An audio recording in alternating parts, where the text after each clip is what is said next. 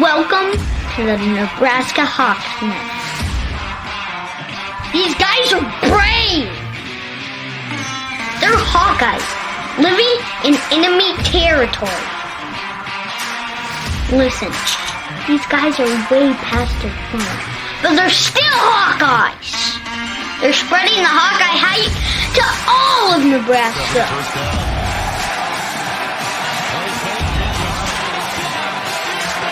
The frost advisory is canceled.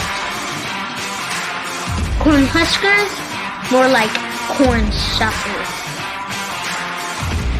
Are you ready for this podcast? Let's go Hawks!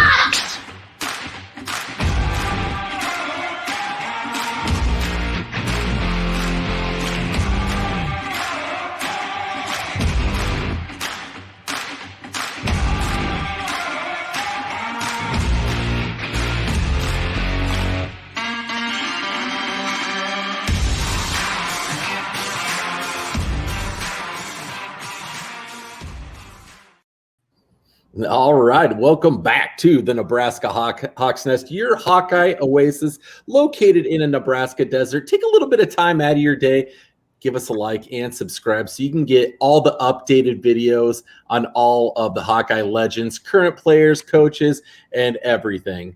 Today, we are joined by former Iowa Hawkeye fullback Brady Ross. How's it going, man?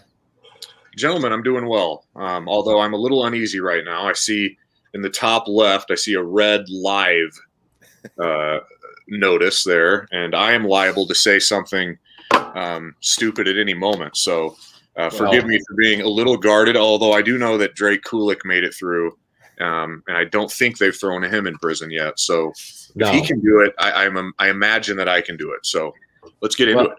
You're in good hands. So I know it says live, but we pre-record these. So if there's anything that we need to get out of here just for the sake of keeping you out of harm's way, we're going to do it. No, I'm a pretty clean living G-rated guy. So you shouldn't have your work cut out for you there. When it comes to sounding stupid, Adam and I will set a precedent. So you'll realize that bar is pretty low. And I'll surpass it. Believe me.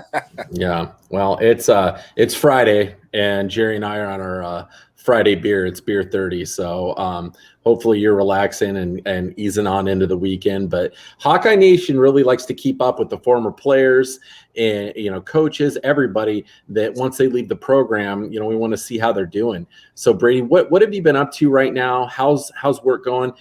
I know you're in a relationship right now. How's everything going with that? Update us on your life. Everything's going well. I am working. I'm a financial advisor with Edward Jones. I am in a relationship. I do have a fiance, and we're actually closing on a house here. So, all right, doing grown-up things here in the recent past. Easing into the weekend here, I have a fitting for this conversation. I have a Cy-Hawk golf tournament tomorrow. Oh, so. We're trying to defend, I think, 5 or 6 wins consecutively, which again seems fitting. So yeah, that's what's on top of mind for me here. Moving towards the weekend, I haven't gotten into the beer quite yet. That's something that I try to do in moderation, but I do have a Diet Pepsi. So all right, you guys there. That works. Hey, Brady, being a financial advisor, where are you located right now? Where are you living? I'm in Algona. Okay. I grew up in Humboldt, Iowa. I was born and raised in Humboldt, Iowa, and that's about 30 minutes down the road from Algona. So, sure. All right. Does Humboldt still have the A-Bait motorcycle rally every year? Or? Algona now does. Algona does, really? Yes. Yeah. Nice. Well, with you working with Edward Jones, Brady, how can you help Jerry with his financial goals? We can talk after the podcast. I'm sworn to confidentiality standards. So. All right. You can't give out the secrets. I mean, then nobody would have to come see you. So I get that.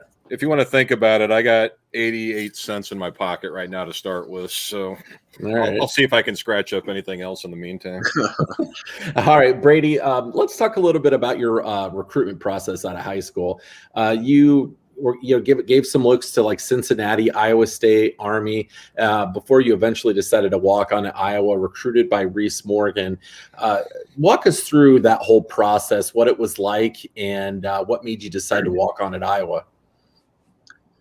Well, my recruitment conversation should be a short one because there wasn't much. You mentioned Cincinnati. I don't know where you got that from. I think okay. I might have gotten like a questionnaire sent to me by them, or something like that. So I probably told one of the Yahoo guys that they were recruiting me. But in all honesty, no, I was not highly sought after by anyone above the Division II level. I had Minnesota State, Mankato with a lot of interest, Northwest Missouri State. And to me, interest means we're actually going to pay you to come here. I'll never forget one of the years before we played UNI. I think we may have only played UNI once. But I was asked by a reporter, how are you guys going to approach this? This is a team full of guys that, and he made a good point, the team full of guys that essentially Iowa looked at and turned their nose up at, and said, no, you're not good enough to play here. So they're going to come in with a chip on their shoulder and this and that. I kind of laughed because he asked the wrong guy, because Iowa did that to me. UNI did that to me. They didn't want me. So yeah, that was surprising. I read that, and you were very frustrated leaving that road trip on the way home, going into UNI. You were kind of hoping and anticipating potentially an offer, and that didn't happen. There were times I thought Iowa State was going to offer. There were times I was certain UNI was going to offer. Maybe part of the reason why I went to Iowa is because I never thought they were. They were very straightforward with me. And a lot of recruiting for fringe in-state guys like me is right place, right time. I was thinking about earlier today, was thinking about a guy, Josie Jewell, who was about this close to going to Luther College. And nothing against Luther College. There are really good football players at Division III level. But this is a consensus All-American, NFL linebacker who almost ended up at Luther College. Well, they offered him, I think, maybe after signing day, because the guys who they really wanted from, your 4 and 3 and 4 and 5-star guys from fancy Texas schools and what have you, they didn't commit that year. My year, we got some early commitments, and I had some shortcomings in areas that I think big-time schools look at, height, speed, things like that. And fair enough, I didn't fit the mold for a several offer guy. But, yeah, so the recruiting process was frustrating. A whole lot of trying and a whole lot of failing there, but walked on at Iowa really because that was the no-brainer opportunity. The deck is really stacked against these Division II schools now, or even back in 2015 when I committed to Iowa, because they're limited as to the scholarships they can offer. Minnesota State, Mankato was number 1 in the country, Division II level that year, and they're still, I believe, very successful. And I love the visit. I love the coaches. They have 24, I believe, full scholarships to work with. And I think they offered me like 70% ride, which was big. But, now at University of Iowa, are all FBS schools, even walk-ons get perks that you don't get at D2 schools, feeding, training table, etc. And then knowing that if and when you do get on a scholarship, you're going to get the stipend, which, for somebody whose food bill's already paid and all that stuff, that's a financial decision that's probably more lucrative than anything that they can offer at the Division II level. So it's kind of unfortunate the way that the deck is stacked against these D2 schools, because kids are choosing schools that don't actually have any interest in them really, over schools that do. And I'll never forget telling Minnesota State, I'm going to Iowa, and I got choked up about it, because I was telling a program that really valued me and that was going to spend a valuable resource, 70% scholarship. That's when you have 24 to work with, and I told them no, and went to Iowa, who looked at me and said, well, you can come do it for free if you want. So that was a decision that I made and have to live with, and I'm happy I made it. It worked out better than I ever imagined. So Brady, we're going to find out as this goes along that you and Drake Kulik are connected. You were the two-headed fullback beast basically when you played. And he told us something similar about his recruitment. He talked about how Northern Iowa disrespected him, Iowa State. I'm guessing that was probably one of the big major things you guys had to bond on, as far as it seems like you both had similar recruitment experiences. Yeah, I think Drake was offered by UNI, if I remember right. I don't know what they offered him, because UNI can offer a wide array of options. Yeah. Unlike he had mentioned that Farley had disrespected him and in front of his parents, I think, on his recruitment. So, yeah, well, I never got to the point where I was meeting with Farley with my parents. So, but I can. Not saying anything negative, too negative about anybody, but maybe that was a blessing in disguise for Drake. Sure. think UNI's coach is a polarizing figure, and I think that I don't know that I would have preferred to play for him, but well, things happen for a reason. So that's interesting, though. I've never heard much about the UNI coach. Have you heard much about him, Jerry? Do you know anything about? I really have not. Okay, well, that's interesting. That's the first time anyone's even, referenced the coach at UNI. But we'll move on. I know you probably don't want to talk about. He's had a lot of success there. Yeah, really good. 1AA school. Really, I mean, they give us a run. I mean, I think it was 18 we played them. They didn't give us much of a fight there, but I mean, they have in the past. I was at the game where we had to block 2 field goals. I was there as a fan. So yeah, I mean, they give it, and as that reporter said, he made a valid point. I mean, there's not a kid on that UNI roster that Iowa and Iowa State didn't look at and say, nah, we're good. So it's a testament to Coach Farley and to their program that they're able to come and give us a run and, every once in a while, maybe beat us.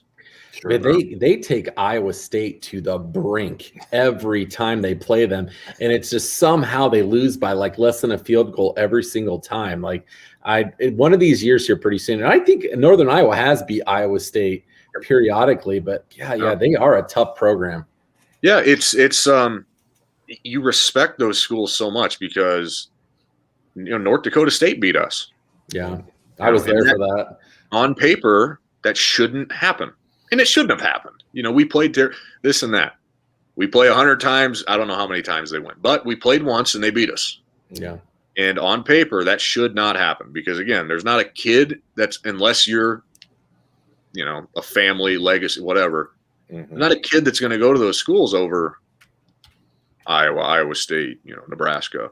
So the fact that they're able to fight and claw and more than hold their own is just hats off to them. I mean, all right, Brady, we're going to play a quick highlight of you real quick, and then we're going to follow that up with a question. Sargent motions out of the backfield. Stanley will give it to the fullback, and Brady Ross is in the end zone. Throwing a bone his way. First career touchdown for the redshirt senior out of Humboldt. All right, Brady. So, I mean, that had to have been a pretty special moment for you. Tell us about what it was like when in 2016 when you moved from linebacker to fullback. Was that something you were excited about and in favor of, or was that something you resisted at all? No, so I actually targeted that change early in my career because um, part of when you walk on at Iowa and you are a backup scout team guy. Okay, I mean you're not even on the totem pole. You're the dirt beneath the totem pole.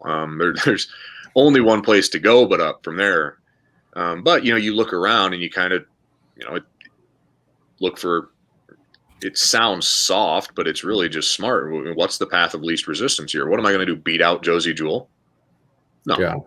I'm not going to beat out Josie Jewell. And then, there's, 3 or 4 more guys coming in every year at that position. And, we have Adam Cox and Macon Pleva who are seniors. And they're going to be gone next year. So I also knew, myself, I fit the mold better at fullback.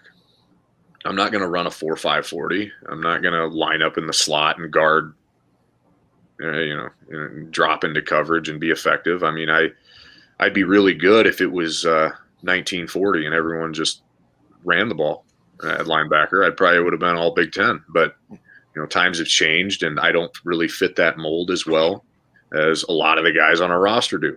However, I fit the fullback mold pretty well. I can run really fast into people, and so my elaborate plan was to work really hard on scout team, and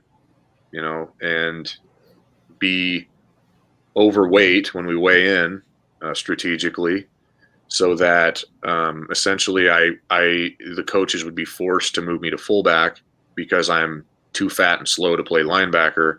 But I play really hard on scout team, so we got to get him on the field. Let's move him to fullback. I mean, that was literally my thought process. I'm like, if I work really hard, they're going to want to put me on the field. But if I'm really fat and slow, they'll know I can't play linebacker. So that'll only leave them one option: move me to fullback, and then I might be on the field. In reality, it probably would have been, Occam's razor just to ask them, hey, what about fullback? They probably would have said sure. But that was my plan, and I carried it out to perfection. So, yeah. Well, during that season, Brady, you convert, but then that Nebraska game, which we're all, those of us here in the Nebraska Hawks, we always love looking back at that game. But Drake goes down with that broken leg, then broken 3 places.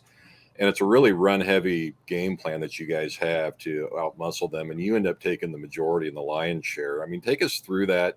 You ended up having a really good rushing day. LaShawn Daniels, I think, went for about 158 that day. Take us through your mindset after that happened to Drake, and then, going through the rest of the game. I mean, were you just zeroed in and focused, or, take us through that?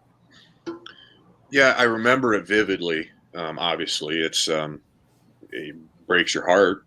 I hated to see it. I knew when it happened that, it was a fullback heavy game. There are, as a fullback at Iowa, and we may get into this later, you're not going to play a ton. Like it's not Wisconsin. We're not in 21 personnel 75% of our offensive snaps. So you're limited there. But leading into a game, if it's going to be a relatively fullback heavy game or not. And this one was. I don't know how many snaps I played that game, but I experienced this a little bit more too when Drake was gone. It's hard to get into a rhythm as a fullback who's playing maybe 30% of the snaps. It's even harder when you're splitting those snaps with someone else. And you throw into the equation, it's 25 degrees and windy. Good luck, because again, you go from standing on the sideline, wondering if and when you're going to get another rep, to making contact with an opposing linebacker at full speed within 25 seconds. So you hate to see it happen, and it's just it's terrible. and how he responded to that and came back, better than ever is a testament to his mental toughness. Mhm. But being the guy who was in there the whole game actually made it easier. And I thought that was one of my better games. And Yeah. it was a good result. So How sweet was it to get that victory? Because Drake really got into it and told us how arrogant he felt they were and how entitled and just kind of chippy they were throughout the whole game. Can you tell us about what the scene was like out there on the field?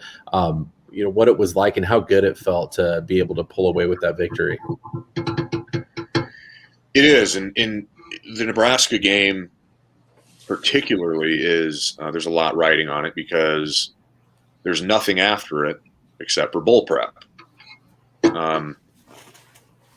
Other games, heartbreaking losses. Okay, you have 24 hours to mourn it, but then it's time for the next game. This one is there is no next game. So, and being Nebraska, you don't want to lose it, for various reasons.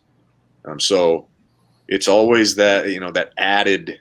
Boy, it would be really nice to not lose our last game of the year here, because then the coaches have us for about a month and a half of bull prep, so Sets the tone. Yeah. Fortunately, I never had to experience that.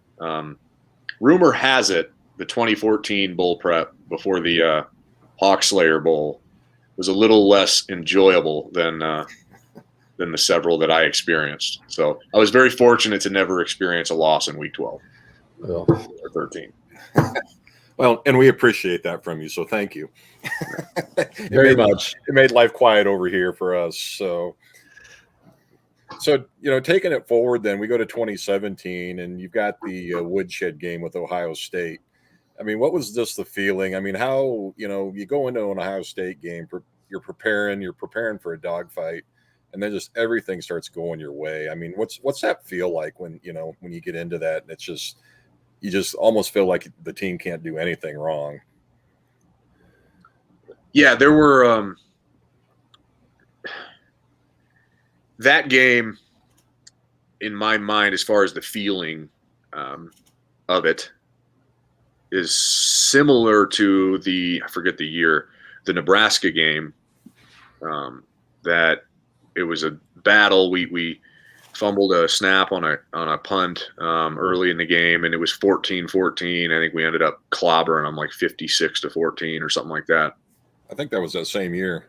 Yeah, that just euphoric feeling that, wow, things are great right now. Because you work so hard, you work so hard, and oftentimes wins, while you're happy they come, and you're very, you're ecstatic about them. A lot of times wins are more of a relief than a true positive experience. Because, okay, thank God we didn't lose. Now we don't have to sit through a Sunday of film, with blah, blah. That, at least that's how it was for me. And I know that's how it was for a lot of guys, because we talked about this, oftentimes wins can be more of a relief than anything. Those were truly wins that you just enjoyed, and it was truly euphoric. And you wonder how much of it's post Hawk, explanation. I'm not a big woo guy at all, but before the game, there was a feeling that we were gonna, I thought we were gonna give them all they wanted and maybe more. I didn't think we were gonna beat them by 30, but we showed up and played, and then the week after we didn't, but.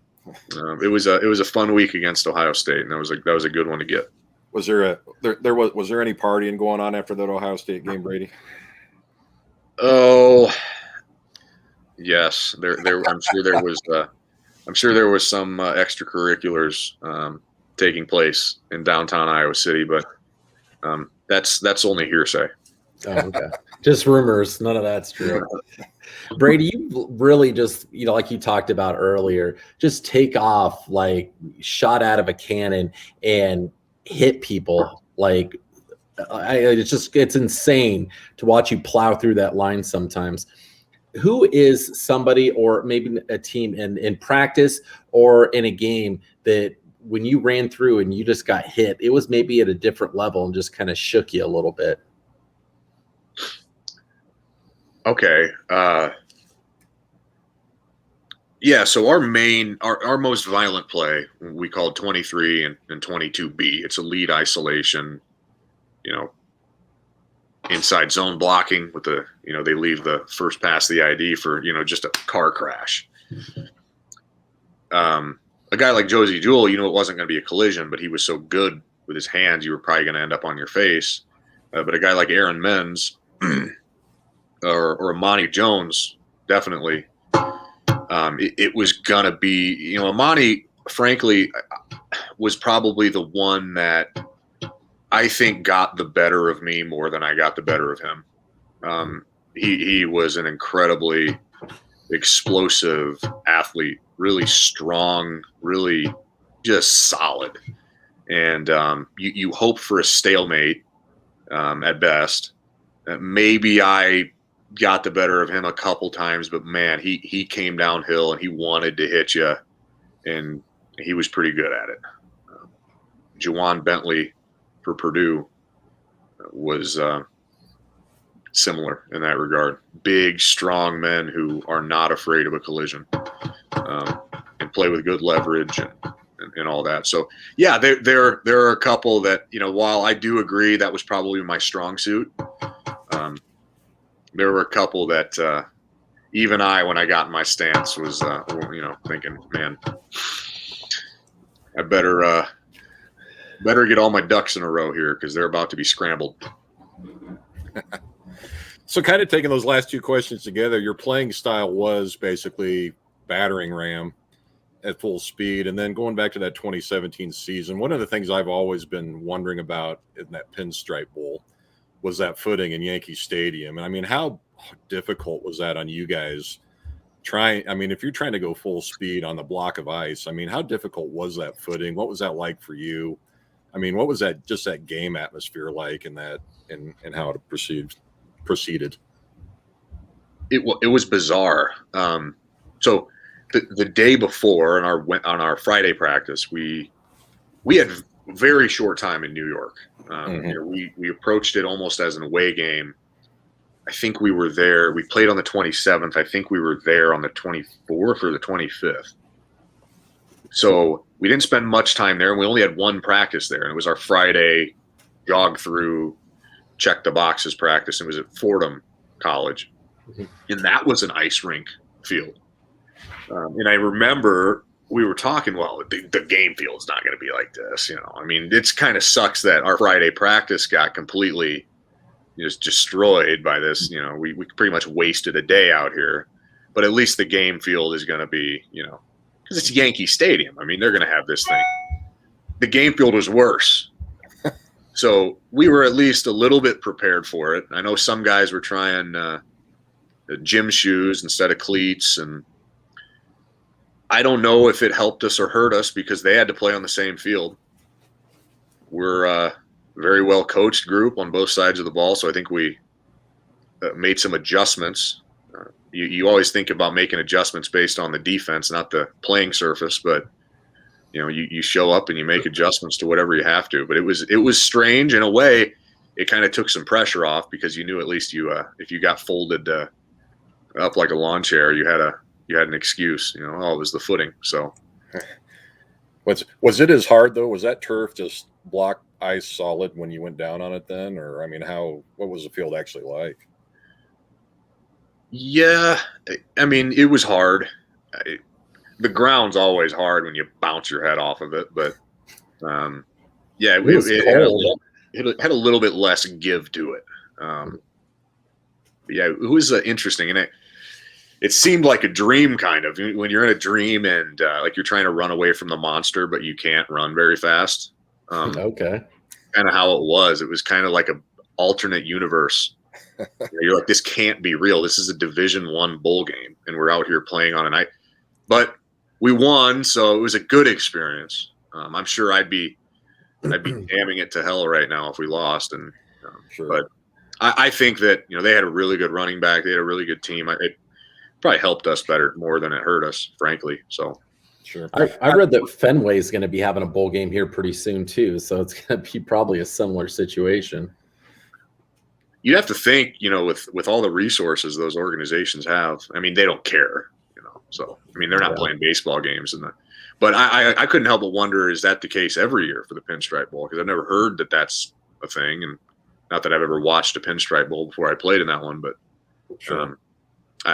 it's so the field was covered in snow, I think, a day or two before, and I think it's just a matter of keeping the snow off there. But it was good to win that one too, because that ended a long drought. Yeah, I was gonna ask you how redeeming that win was, because you guys had that drought, and I mean, I know it had to be a point of emphasis. I mean, how was that feeling after that to get that victory and put an end to that streak? It was great. That in that year, it was redeeming of that year too. That year was not great. We both 16 and 17, I think we underperformed with what we could have done, and no one was more acutely aware of that than the guys in the locker room, which is maybe something we could get into. But it's great to. It was kind of like the season sucked. It wasn't what we wanted, but we were 7-5. I think you don't want that. That's not okay. That's not good. But we won the damn bowl game, and thank God for that. So it was redeeming. It was a great feeling in the locker room. When you say that there was guys acutely aware of that, can you elaborate on that a little bit? Yeah, I just think that there's nobody. I understand that there are angry fans, and rightly so, when bad years happen and bad games happen. But I can tell you, as someone who's had to go in on Sunday morning, no one is more upset than the guys in the locker room there. And that was just a painful year, because we shouldn't have been a 7-5 team, and in 2016 we should not have been an 8-4 team. So there were a lot of growing pains there for a lot of us that we're still going to be coming back for 19 and 20. Okay, how are we going to push this thing through? Because 8-4, 7-5, it's not okay. That's mediocre. Yeah.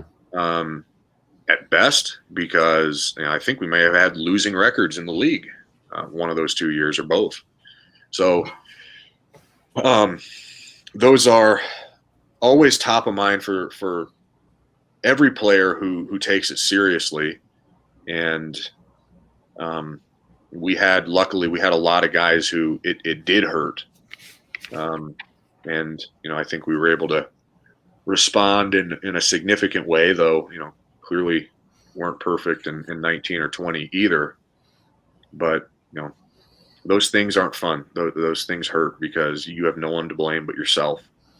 Well, that's something that I think us as fans need to remember and need to be checked on from time to time, because we get so into it, and the whole state of Iowa and everyone that's from Iowa identifies. We have a piece of us that are part of that program. And, when we get frustrated when the team loses and we're, complaining about it, we need to remember, you guys are going out there giving everything you freaking have to try to win that game. And, I think sometimes as fans, we need to be a little bit more aware of that, and a little bit more, vocal about, I think for the most part, Hawkeye fans out of all the college fan bases are pretty relentlessly supportive of the team. But again, like you said, a lot of us in a 7-5 year, people get frustrated and get vocal about it. But I think that's great what you brought up about, for us as fans to keep it in perspective and stay grounded and stay behind you guys. Well, and it's totally fine for fans to be frustrated when things aren't going well. I mean, that's what being a fan is. If you're going to be happy when things are going well, there's a flip side to that coin. There has to be, necessarily, but as long as it doesn't get personal, and sometimes with the cesspool of Twitter and some of that stuff. I mean, it's just, and you know, there's money involved. People bet on these games, and Yeah.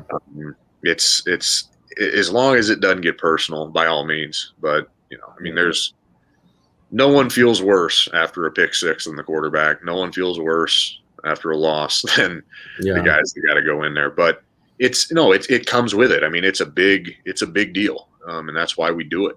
So.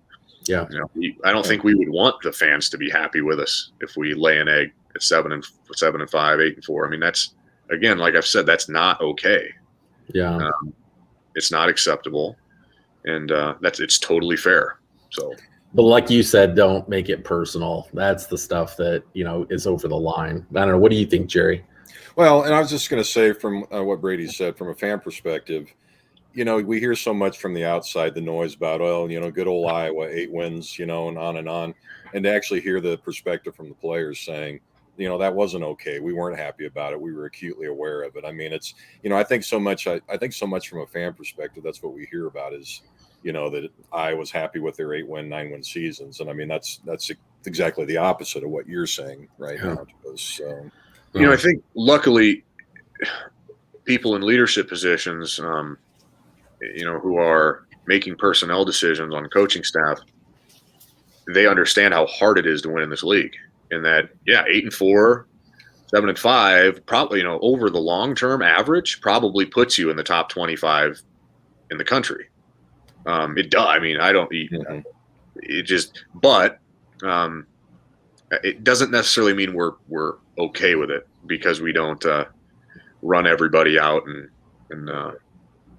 you know, look for the flavor of the month next head coach who's jumping around on the sidelines because he led Central Michigan to a 9-win year. But so I think that you know, fortunately, we understand that it's hard, but you know, we don't think it's acceptable either. I mean, no one's excited in those walls. No one's excited about 8-4.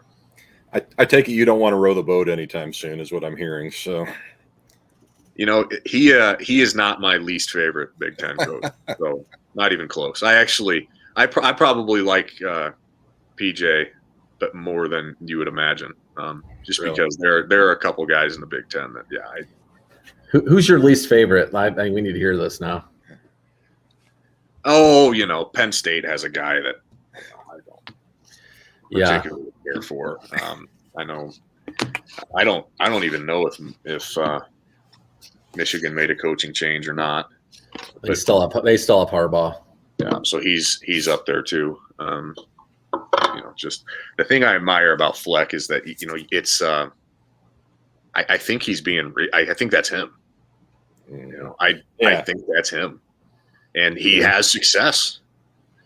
I mean, he's had success everywhere he's been, and there's a million ways to skin the cat. And is it my style? Is it my flavor? No, but you can't argue with the success he's had, you know. So you got to be kind of cool with him because you guys are co-members of the Bald Brotherhood. So I mean, you guys got the beautiful bald heads. So I mean, you guys always have to have a little bit of an alliance.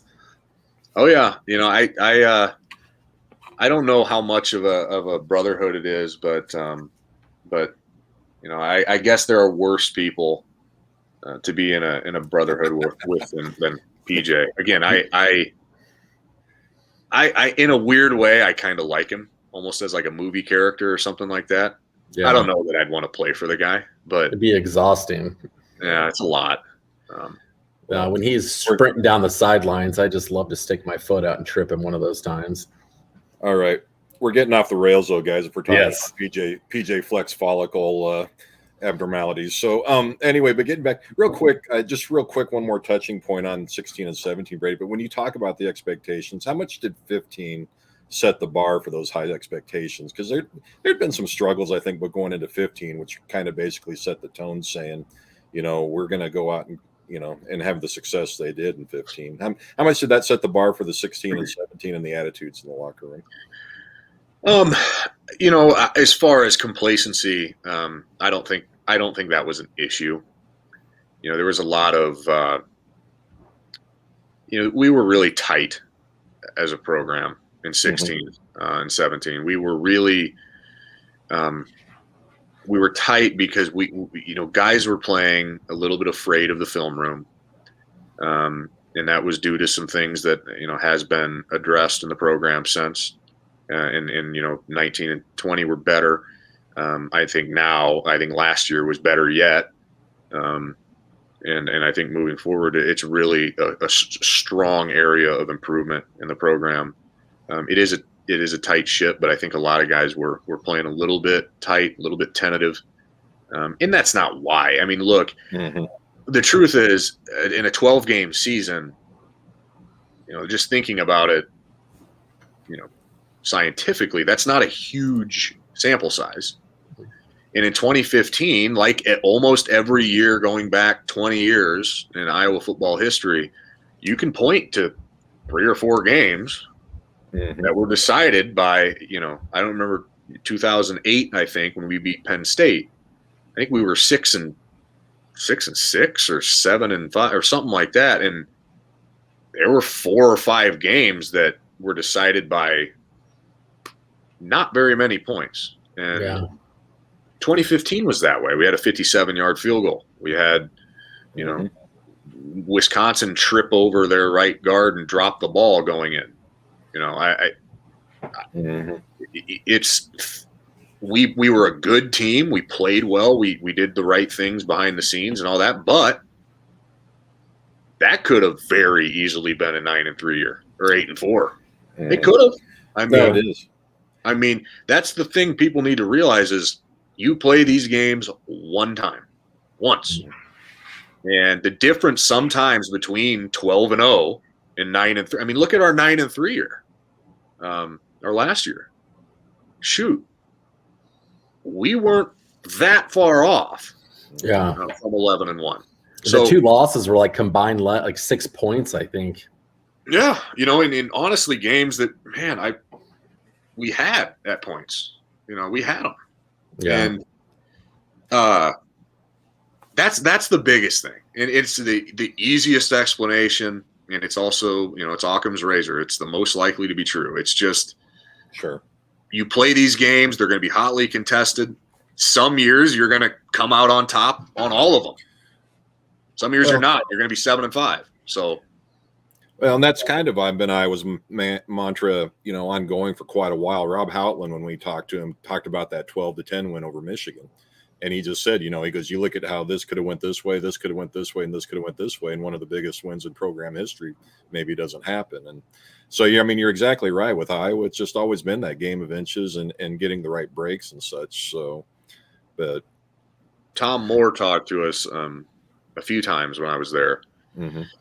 And, one thing that he always talked about was that, every game is decided by 5 or 6 plays. And, I'm sure like anything, you can find exceptions to that. But that's a man who has seen a lot of football. And there's a lot of truth to it. It's a game. And I'm not a big momentum. Again, I'm not a big into the woo-woo stuff. But, I don't know. That Ohio State game. What if Amani Hooker jumps that route and doesn't get it, and it's going 6 the other way? I don't know. Maybe we win by 30 minus 6. I don't know. But it's a weird game, and it's like any game. It's just there's a lot of things that can happen, and when you're only playing one game, that's why they play them. So. Brady, you really exude a lot of the characteristics that make up a prototypical Hawkeye football player. Your toughness, your discipline, your commitment. What are 3 characteristics in your mind that would make up a guy that would have to, that's coming up as a high school recruit to become a Hawkeye football player? 3 characteristics that would be the most important for him to have. Well, I think it's tough to pinpoint 3 specifically. I think you have to always be searching for ways to add value. And for some people, that means different things. There are guys who, maybe they weren't stereotypical locker room, by the book Hawkeye guy, whatever that means. I just lost something. You got me still? Yeah, you're still here. Cool. Well, I don't know why, but I'm struggling to Okay. Well, I want to see you guys because I'm having a hard time. That's more than most people. Most people don't like looking at us. They That's go the best compliment I've gotten all day. We got further than I thought before the edit problem. Oh no, we still got the audio, and audio is available on Spreaker, Spotify, and Apple Podcasts for anybody that might be interested. So there he goes with his plug again. I love it. Beautiful. So you can't see us right now? No. Can you see me? Yeah, we can see you. Yeah. All right. Well, I guess I can do it while staring at my inbox. We'll keep trucking along here. Okay. Brady wanted to. As far as can you maybe rephrase the question, or just restate it if you want to edit? Jerry, was that? I think you asked the last question. Actually, no. You were talking about the 3 characteristics of. Yeah, that's right. Okay. Yeah. Yep, you're right. Maybe the 3 that you feel like are the most important, not necessarily the only 3, but just 3 that come to mind for a high school kid coming up. That really, these are 3 essential characteristics he really needs to have to be successful at Iowa. I think you have to always be looking for ways to add value. That means different things for different guys. There were guys who, on paper, were maybe subtracted a little bit of value from the locker room and how they conducted themselves, or weren't necessarily by the book program guys in that respect, but they could do things between the lines on Saturday with the ball in their hands that changed football games. And they contributed to the team and added value in that way, in a direct way. There are other guys that, again, I mentioned before, as a fullback, you're going to have limited opportunities on Saturdays. Doesn't mean you're not in there, for a significant chunk of the game, and that doesn't mean you're not at the point of attack and important when you are in there. But where else can you add value? Add it in practice. Add it in the locker room. Add it when coaches aren't looking. Because I'm just telling you, there are guys who, there have always been guys. I'm not throwing names out or anything like that, but this has always been true on every team, not just Iowa. I mean, this has been true on every team since the beginning of teams. There are guys that the coaches think are, great leaders and all that stuff, and none of the players would get behind them for anything, because they can kind of sense that it's a show, that it's a facade. Okay. So be the same guy when the coaches aren't there. Try to make people better. Try to lead. So in the long run, players will respond to that, and it'll pay off. I think of the Paulson twins, and they both played significant snaps on Saturday for Iowa and did a great job. But they'd be the first to tell you they're not all Big Ten caliber players. But the value that those 2 guys added to the football team cannot be overstated. I'm convinced that we won football games we maybe wouldn't have won without them. And it's not because of what happened on Saturday. It's because of who they were 24/7, 365. They're just such quality human beings, quality people. That stuff impacts teams and consequently the game. So find how you can add value. And again, that's going to be different for everybody. But as far as attributes, I think that's the big one. Just how can you help? How can I help? What can I do to help? So, that was a great answer. Yeah. Fits for anybody in life. It's a great life lesson. So, I mean, it fits for us being our age in a professional setting. Honestly, I mean, that was a very insightful answer, and it has me looking within myself as we talk, like, how am I bringing value to the table? Am I? So I think that's a really great thing to think about at all ages, even way past college. So that's a great point. What were you going to say, Jerry? Nothing. Brady, I was actually kind of wanting to move on here on that subject, or a little bit of subject, but Tyler and Drake on the Washed Up Walk-Ons have been very, I think, honest and upfront about giving the helmet up. What it was like when they had to put the playing days behind them. You seemed pretty focused. You were academic all conference. I think kind of like maybe you had an eye on the future after football. But how difficult was that for you to hang up the helmet and start into your adult life? I had a much easier time, I think, than a lot of people. I think for various reasons, I was very proud of what I accomplished, and I was very proud of what we did there. But I knew that towards the end that it was time for what was next. And now you're going to see this with guys who have an opportunity to come back for next year because of COVID. Some will and some won't. I think some people are in that boat where they identify a little bit more with it, and some aren't. For me, like, I didn't wear the team issued stuff to class. I didn't, wear the, I poured a lot of what I had into it. It was the most important thing to me for several years, and that takes a toll on you when anything is that front of mind and that important to you. You get tired, and that's how I would explain it. It's like I poured everything I had into it, and I had no regrets. Not to say I didn't make any mistakes. I made ample. Sure. I made so many mistakes as a leader and as a player, but I had no regrets because I poured everything I had into it. And by the end, if you really pour everything you have into it, at least this is the case for me, I was ready. I felt like I had just run. I don't know what it's like to run these ultra marathons that these Cameron Haynes and these guys running like 240-mile races. I don't know what that's like. Neither do we, clearly. I imagine it was something like how I felt when it was over, because I had felt like I had just done that. What was a challenge for me was some of the off the field issues that happened that came to light in the year after I left. Because you had guys that didn't feel like they were being treated fairly for something that's inexcusable. And I, as a leader, you call yourself a leader, you call yourself a team captain. Where was I? What did I not? And there are things I tried to do and this, and I'm labeled a contrarian and this and that, but did I do enough?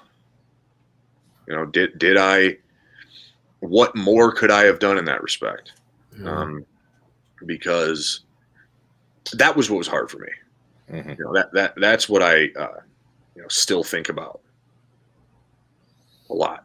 Well, I really appreciate you being honest and talking about that. I think that a lot of people could, hindsight's always 20/20. You think about a lot of different things you could do differently in situations, and I think that says a lot about you as a person to be that genuine to be able to share that with us. So I appreciate that. Yeah, I think someone's cutting onions in here. But no, I hate that so many people have such a hard time hanging it up. Because it is, like I said, it's really important to a lot of people. Yeah. If you take it seriously, it's like a piece of you dying. For whatever reason, I was ready. I was ready to do that, and people. There are people who never get over it. And some of them, unfortunately, start living through their kids a little bit too much or whatever. But no, I didn't have such a hard time with it initially. So, yeah. Brady, can you kind of, speaking on, the emotions of everything, rewind back, and if you can really remember what it was like that very first time you put on that Hawkeye uniform and, you pulled that jersey over and had that helmet on, and that feeling that it gave you growing up being a Hawkeye fan. I mean, it's so many kids growing up in Iowa's dream to someday play for the Hawkeyes, and you got to live it. What was that feeling like that very first time? Yeah, so the first time I had the Tiger Hawk helmet on as a redshirt was a game that I wasn't playing, and that stuff never did much for me. And maybe that's I don't know, maybe that was some of my motivation. I didn't feel like when I went to Iowa and got there and I was on the team and all, I didn't feel like I accomplished anything. I I was a walk on. I was a walk on guy who they didn't even want, and I'm on the roster and I get to wear the helmet, and Grandma can take my picture standing on the sideline, and Yeah. I saw guys that was enough for, and it just didn't do anything. The swarm, like you hear people talking about running out on the swarm. No, it's just the best feeling ever. I feel guilty when I'm asked this question because I don't want to let people down, crush their dreams or anything like that. But the swarm never really did much for me. There's a game to play. I was focused on that, and what was emotional, what did fill my bucket more than anything was those moments in the locker room after wins. A lot of my best memories is awesome as playing in front of 70,000+ and all that stuff. As awesome as the touchdown was and all that stuff, a lot of my best memories were when no one was around, no coaches, no fans, no cameras. Those are a lot of my best memories. Sure. Having mentor. We had mentor meetings with younger guys, and a guy like I was for one of our mentor programs. I was Manny Ragumba's mentor. And it just. I hope I taught him a fraction of what he taught me. It's those personal connections and relationships that you build. I think they're the important things, and those are what I look back on the most fondly. So sure. Well, that's just, I'm really enjoying hearing this from you, Brady, and I do appreciate your candor because honestly, these are all the true traits of leadership, though, is, when you look back and you think, what could you have done more for your teammates? You look back and you think how people that you were mentoring taught you just as much as maybe, you taught them. And I mean, these are all highly admirable traits. And I just wanted to tell you that, right, where I'm at right now too, being an old man, raising kids myself. So, I mean, those are highly admirable traits that you're describing here. Yeah, it's about a 5-year self-help seminar, really. And some people respond well to it. Others, didn't have good times. I certainly had my fair share of ups and downs with it. I mean, there were days where I was thinking, man, when is this over? Yeah. It's trying, it's tough, but you evolve as a person, and seeing how you evolve as a person and watch others change as people too. It's pretty special, and I think that's one thing. It's kind of like a 5-year long Tony Robbins seminar, probably. Well, that's what we were gonna ask you, but I feel like you kind of just answered it when you were on your way out after that Holiday Bowl victory, and you put out on social media. I hope that I gave half as much to this program as it's given to me and what it's done for me. And I don't know about you, Jerry, but I feel like you already did a pretty dang good job of answering that. Oh yeah, I think that's been answered quite throughout this interview. So I mean, it's been pretty obvious. So. Well, speaking about, like you were talking about mentoring and relationships, it sounds like your brother shaped you quite a bit growing up, sending you down the stairs in a clothes basket, slamming into the wall, and your mom being worried. And then you're getting up after you bash into the wall, laughing your tail off. And your mom's like, I don't think he feels pain. Like, my son Brady's a machine. Oh. Tell us a little bit about how your brothers shaped you and growing up with them. Well, yeah, as the youngest boy, you're always trying to impress your older brothers, and to this day, I think that's still probably the case. And they were hard on me and tough on me, but it was all well intended. And my younger sister, I probably got it just as much as I did. She's probably the toughest out of all of us. So, yeah, it's special to have tight-knit family like we do, and it's a pretty special relationship there. And yeah, I mean, we did things that you don't see kids doing anymore, you know, full contact football outside. And, you know, it's like, I don't see that, you know, and probably that's for the better. You know, parents are probably wising up a little bit with the head injury stuff, but yeah, you know, we had a lot of fun. I remember like on Mondays going, you know, not being able to go to school because I'd be playing, you know, backyard football with my buddies all Sunday. And I was so sore getting out of bed and bruised and battered. I couldn't even make it to school on Monday. I don't know about you, Jerry. Well, I was just actually thinking about how I'd like to drop you down the stairs on a closed basket and see how well you take it. So I don't think I would take it too well.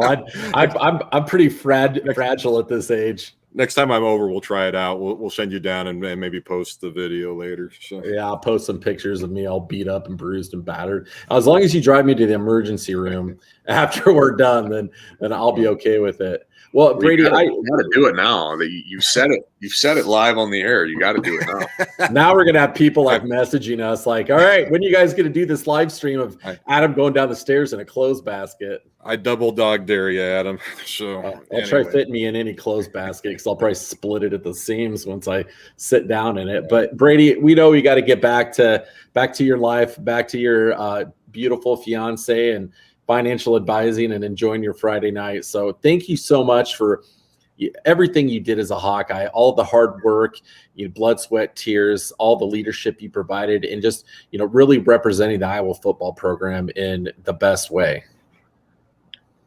Well, I don't know about that. I tried my best, and I really appreciate you guys having me on. Oh, it's been a great time, and you definitely left the jersey in a better place, at least for your part, from our observation points. So thanks for coming on, and thanks for the time, Brady. Yeah, Brady, we appreciate it, man. All right, Brady, we always end it with the Go Hawks.